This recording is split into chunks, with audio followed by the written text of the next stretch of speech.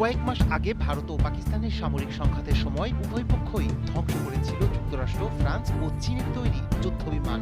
এই ঘটনার মাধ্যমে নিজ নিজ সামরিক শক্তির পরিচয় ও মাত্রা তুলে ধরেছিল দেশ দুটি। স্বভাবতই জনমনে প্রশ্ন জেগেছিল বিশ্বে এই দুই দেশের বিমান বাহিনীর আসল অবস্থান কোথায়। এই প্রশ্নের উত্তর মিলেছে world directory of modern military এয়ারক্রাফটের সর্বশেষ তথ্যে।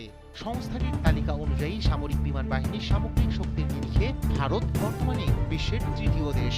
World directory of modern military এয়ারক্রাফটের সদ্য প্রকাশিত তথ্য অনুযায়ী বর্তমানে আমেরিকা ও রাশিয়ার পরেই অবস্থান করছে ভারত। दुनिया के उन 5 देशों की लिस्ट में आ गया है। বৈশ্বিক সামরিক বিমান বাহিনীর সামগ্রিক শক্তির নিরিখে চীনকে পিছনে ফেলে বিশ্বের তৃতীয় ও এশিয়ার সবচেয়ে শক্তিশালী দেশ হিসেবে জায়গা করে নিয়েছে ভারত। এ তালিকায় ভারতের থেকে এগিয়ে আছে শুধু আমেরিকা ও রাশিয়া। আর দীর্ঘদিন ধরে তৃতীয় অবস্থানে থাকা চীন এক ধাপ নিচে নেমে অবস্থান করছে চতুর্থ স্থানে।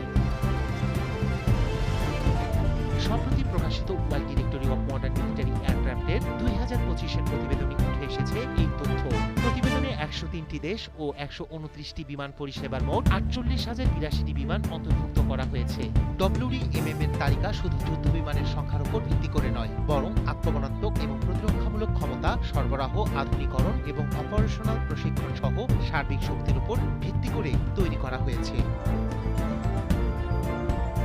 সংস্থাটির ট্রু ভ্যালু রেটিং অনুযায়ী 242.9 রেটিং নিয়ে তালিকায় শীর্ষে অবস্থান করছে আমেরিকা।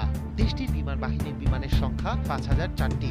দ্বিতীয় অবস্থানে থাকা রাশিয়ার রেটিং 114.2 এবং সামরিক বিমানের সংখ্যা 3,677টি। অন্যদিকে ভারতের স্কোর 69.4। ভারতের কাছে এই মুহূর্তে রয়েছে 1,716টি সামরিক বিমান, এর মধ্যে 31% যুদ্ধ বিমান। আর চীনের রেটিং 58.1। দেশটির সামরিক বিমানের সংখ্যা 3,733টি। অন্যদিকে এই তালিকায় যথাক্রমে পঞ্চম থেকে দশম স্থানে আছে জাপান, ইসরায়েল, ফ্রান্স, যুক্তরাজ্য, দক্ষিণ কোরিয়া এবং ইতালি। আর ভারতের চিরবৈরী প্রতিবেশী দেশ পাকিস্তান এই তালিকায় 14তম স্থানে আছে। দেশটির রেটিং 46.4 এবং বিমানের সংখ্যা 779টি।